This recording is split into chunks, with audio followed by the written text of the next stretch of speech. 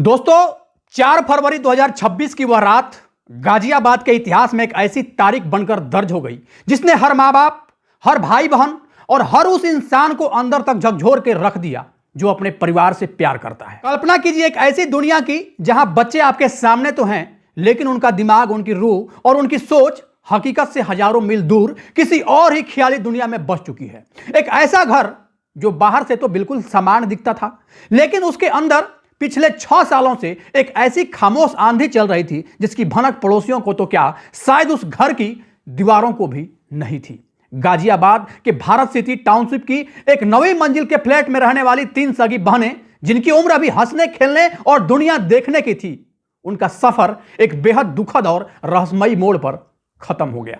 लेकिन दोस्तों, यह कोई साधारण घटना नहीं थी। जब पुलिस मौके पर पहुंची और वहां से जो संकेत मिले, खास तौर पर एक डायरी, उसने जांच अधिकारियों को गहरे सोच में डाल दिया। उस डायरी में कुछ ऐसा लिखा था जिसे पढ़कर किसी भी इंसान का दिल भारी हो जाए। वो डायरी बयां कर रही थी कि यह अंत नहीं, बल्कि उनकी नजर में एक दूसरी दुनिया में जाने का सफर था।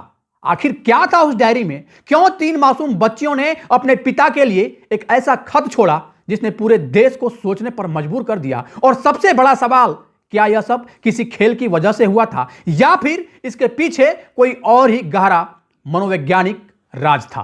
आज की इस कहानी में हम बहुत ही संवेदनशीलता के साथ परत दर परत उस रहस्य को समझने की कोशिश करेंगे जो गाजियाबाद की उन 3 बहनों के साथ उस रात घटा। यह कहानी शुरू होती है गाजियाबाद के टीला मोड़ इलाके में स्थित भारत सिटी नाम की एक बड़ी और आलीशान रिहायशी सोसाइटी से। यह वही सोसाइटी है जहां हजारों परिवार रहते थे। पार्क में बच्चों की किलकारियां गूंजती है और लोग अपनी रोजमर्रा की जिंदगी में पूरी तरीके से व्यस्त रहते हैं। और इसी सोसाइटी के टावर B1 में फ्लैट नंबर 907 907 में एक परिवार रहता था जो दिखने में तो आम था, लेकिन उनकी कहानी बिल्कुल अलग थी। इस घर के मुखिया थे चेतन कुमार। चेतन पेशे से एक स्टॉक और फॉरेक्स ट्रेडर थे। घर में सदस्यों की संख्या ज्यादा थी। चेतन अपनी 2 पत्नियों के साथ रहते थे। यह बात सुनने में थोड़ी असाधारण लग सकती है, लेकिन हकीकत यह थी कि चेतन ने 2 सगी बहनों से शादी की थी और वो सब एक ही छत के नीचे रहते। इस परिवार में कुल 5 बच्चे थे।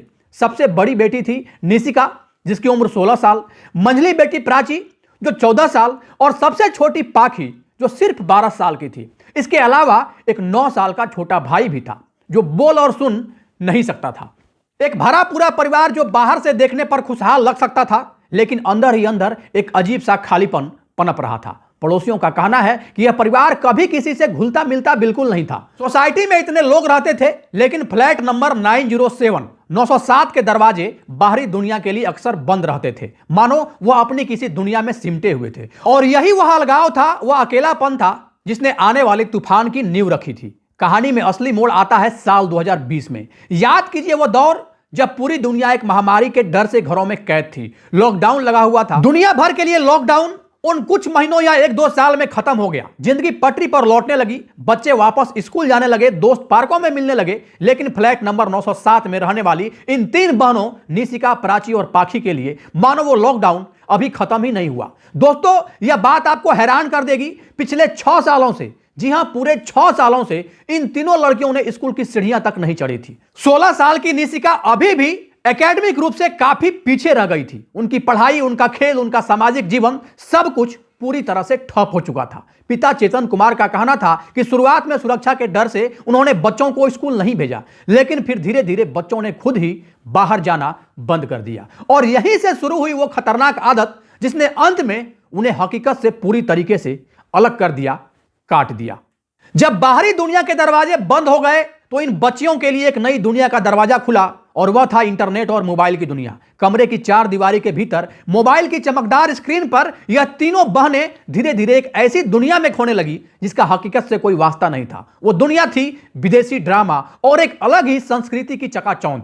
हम सब जानते हैं कि आज के दौर में अलग अलग देशों के सिनेमा और ड्रामा का क्रेज युवाओं में कितना ज्यादा बढ़ गया है, लेकिन मनोरंजन और जुनून के बीच एक बहुत बारीक लकीर होती है, और इन तीनों बहनों ने अनजाने में ही वह लकीर की सीमा को क्रॉस कर दिया था। दिन हो या रात, उनका वक्त सिर्फ मोबाइल स्क्रीन पर गुजरता। वह फिल्में देखती, गाने सुनती और धीरे धीरे खुद को उसी फैंटेसी दुनिया का हिस्सा मानने लगी। पुलिस की जांच और मनोवैज्ञानिक विश्लेषण में यह बात सामने आई कि यह बच्चियां रात भर जगती थी। इनकी दिनचर्या पूरी तरह से बदल चुकी थी। जब दुनिया सोती थी तब यह जागती थी, और जब दुनिया जागती थी तब ये तीनों सोते थे। पिता चेतन को लगा कि बच्चे घर में सुरक्षित हैं, लेकिन उन्हें अंदाजा भी नहीं था कि स्क्रीन के जरिए एक ऐसा असर उनके बच्चों के दिमाग पर हो रहा था जो किसी भी शारीरिक बीमारी से ज्यादा गहरा था। साल 2025 का अंत आते आते हालात बहुत जटिल हो चुके थे। चेतन कुमार पर आर्थिक संकट गहराने लगा। बताया जाता है कि उन पर करीब 2 करोड़ का कर्जा हो गया था। व्यापार में उतार चढ़ाव और कर्जदारों के दबाव में घर का माहौल पूरी तरीके से तनावपूर्ण होने लगा। इस तनाव और घर की मुश्किलों से बचने के लिए इन बच्चों ने अपने डिजिटल कवच को और मजबूत कर लिया। उन्होंने अपनी एक अलग ही काल्पनिक दुनिया बना ली, एक ऐसी दुनिया जहां कोई दुख नहीं था, कोई अभाव नहीं था, और जहां वो उस दुनिया की राजकुमारियां थी जिसने वह स्क्रीन पर देखी थी। लेकिन दोस्तों, त्रासदी की असली शुरुआत तब हुई जब हकीकत ने उनकी इस काल्पनिक दुनिया में दखल देने की कोशिश की। पिता चेतन कुमार ने महसूस किया कि उनकी बेटियां पूरी तरह से मोबाइल में डूब चुकी है। वह न ठीक से खाना खाती थी, न सोती थी। उनकी आंखों के नीचे निशान पड़ गए थे। व्यवहार पूरी तरीके से उन तीनों का बदल गया था।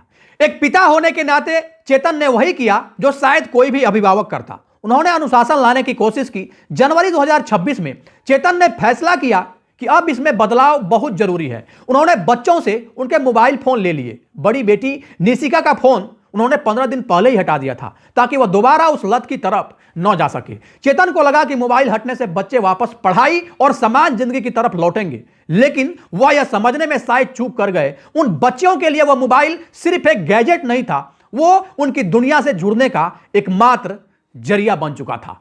फोन दूर होने के बाद उन तीनों बहनों की मनोदशा ऐसी हो गई जैसे किसी से उसकी पहचान छीन ली गई हो। वह बेहद बेचैन हो गई। उनके लिए यह सिर्फ मनोरंजन का साधन खोना नहीं था, बल्कि अपनी उस सपनों की दुनिया से हमेशा के लिए बिछड़ जाना था जिसे उन्होंने पिछले 6 सालों में अपने दिमाग में हकीकत मान लिया था। और इसी हताशा, इसी गहरे विषाद में उन्होंने एक ऐसा फैसला लिया जिस फैसले ने सबको पूरी तरीके से निःशब्द कर दिया।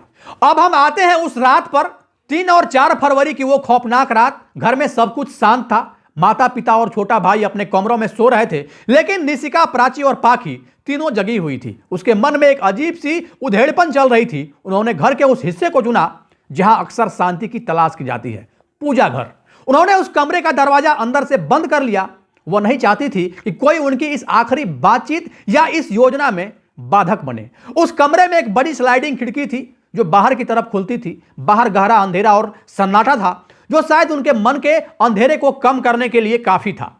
लेकिन उस अंतिम निर्णय से पहले उन्होंने वह काम किया जो आज इस केस को समझने का सबसे बड़ा जरिया है। उन्होंने एक डायरी लिखी, 8 पन्नों की वो डायरी, जिसमें उन्होंने अपने दिल का सारा दर्द, सारी संवेदनाएं, सारा भ्रम और अपनी वो अजीबोगरीब मान्यताएं लिख डाली। डायरी के पन्ने पलटते हुए पुलिस को जो बातें मिली वह किसी को भी सोचने पर मजबूर कर दे। उस डायरी में लिखा था, हमें माफ करना पापा, हम अपनी उस दुनिया को छोड़ नहीं सकते।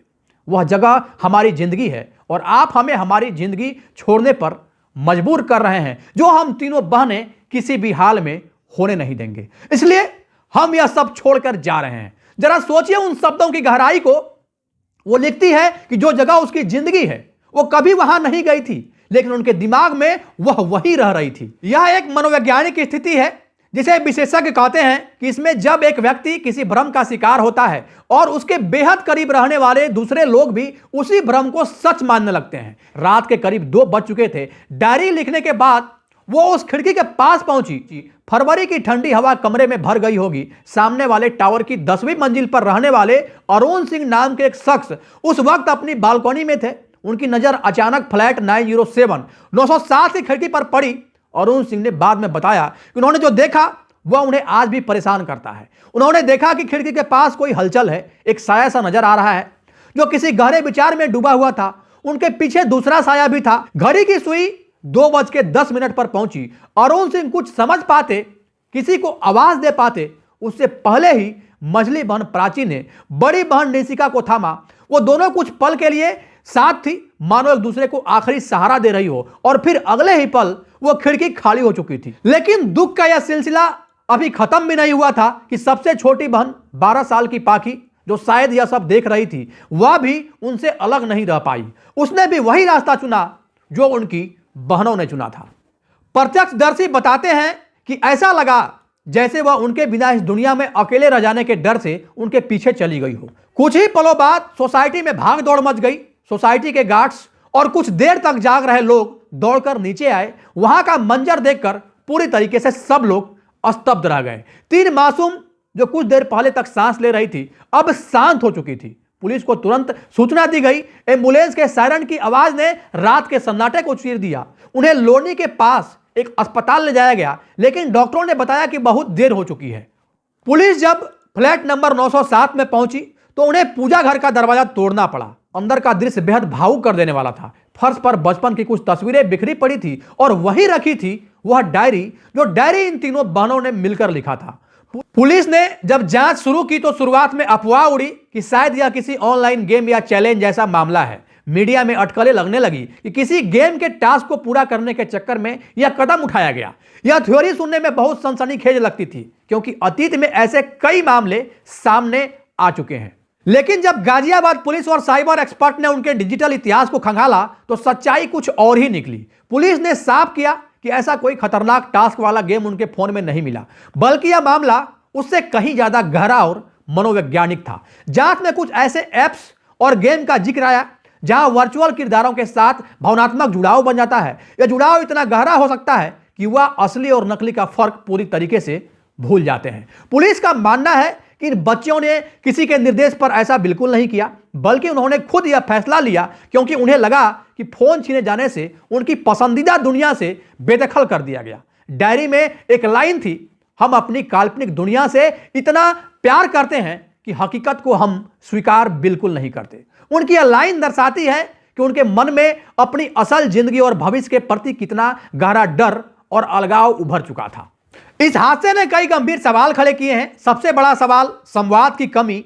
एक ही घर में रहते हुए यह कैसे संभव हुआ कि बच्चे मानसिक रूप से इतना दूर चले गए? 6 साल तक स्कूल न जाना, क्या यह अपने आप में एक बड़ा संकेत नहीं था जिसे नजरअंदाज किया गया? दूसरा सवाल आधुनिक शिक्षा प्रणाली और समाज पर। क्या किसी स्कूल ने या किसी व्यक्ति विशेष ने यह जानने की कोशिश की कि 3 बच्चियां अचानक सामाजिक जीवन से गायब क्यों हो गई?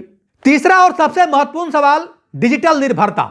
आज के दौर में हम बच्चों को व्यस्त रखने के लिए हाथ में डिवाइस थमा देते हैं, लेकिन हम यह भूल जाते हैं कि वह इंटरनेट पर क्या देख रहे हैं, किससे प्रभावित हो रहे हैं। इन 3 बहनों के लिए इंटरनेट एक खिड़की थी जिससे वह बाहर की दुनिया तो देखती थी, लेकिन वह दुनिया असली नहीं थी, वह एक छल था। घर में आर्थिक तंगी थी, तनाव था। इन कड़ी सच्चाइयों से भागने के लिए उन्होंने एक सुंदर सपनों की दुनिया का निर्माण किया, और जब वह सपना टूटने लगा तो उन्हें लगा कि अब सब कुछ खत्म हो गया है। गाजियाबाद की इन बहनों की कहानी सिर्फ एक खबर नहीं है, यह एक चेतावनी है। यह हर उस घर की कहानी हो सकती है जहां बच्चों और माता पिता के बीच संवाद की डोर कमजोर हो चुकी है, जहां बच्चे एक ही कमरे में रहकर भी माता पिता से कोसों दूर हैं। जांच अभी भी जारी है। पुलिस हर पहलुओं को बड़े ही गंभीरता से लगातार देख रही है। हालांकि अब तक के सबूत यही इशारा करते हैं कि यह उनका अपना बनाया हुआ एक मानसिक पिंजरा था। उनके पिता चेतन कुमार आज अपनी तीनों बेटियों को खो चुके हैं। उनका कर्ज तो शायद कभी उतर भी जाए, लेकिन जो खालीपन उनके जीवन में आ गया है वह कभी नहीं भरेगा। वह भाई जो सुन और बोल नहीं सकता, शायद इसलिए सुरक्षित रह गया क्योंकि वह इस काल्पनिक बातों की दुनिया से दूर था। उसकी वह खामोशी ही उसकी रक्षा का कवच बन गई। दोस्तों, इस घटना को बताने का उद्देश्य किसी को परेशान करना नहीं, किसी के भावनाओं को आहत करना नहीं, किसी के अंतरात्मा को चोट पहुंचाना नहीं, बल्कि आपको सचेत करना है, आपको जागरूक करना है। आपको यह बताना भी है कि आप अपने बच्चों से बात कीजिए। उनके मोबाइल फोन चेक करने से ज्यादा जरूरी है उनके मन के हाल को चेक करना। या जानिए कि वह क्या देख रहे हैं, क्या सोच रहे हैं और क्या महसूस कर रहे हैं। कहीं आपका अपना भी किसी ऐसी दुनिया में तो नहीं जी रहा जहां से वो वापसी का रास्ता मुश्किल हो जाए। अगर आपको लगता है कि आपके आसपास कोई बच्चा या व्यक्ति बहुत ज्यादा अलग थलग रह रहा है या डिजिटल दुनिया में खोया हुआ है, तो प्लीज उसे इग्नोर मत कीजिए, मदद कीजिए, बात कीजिए, क्योंकि आपकी थोड़ी सी सतर्कता किसी अनहोनी को हमेशा के लिए रोक सकती है। इस बेहद संवेदनशील विषय पर आपकी क्या राय है? क्या आपको लगता है इसमें सिर्फ तकनीक की गलती थी या हमारे समाज और अभिभावकों की अनदेखी भी जिम्मेदार है? अपने विचार बहुत ही सम्मानजनक तरीके से कमेंट्स में साझा करें। अगर यह कहानी आपको सोचने पर मजबूर करती है तो इस कहानी को जरूर शेयर करें ताकि जागरूकता फैले। बहुत जल्द मिलेंगे एक नए वीडियो और नई कहानी के साथ।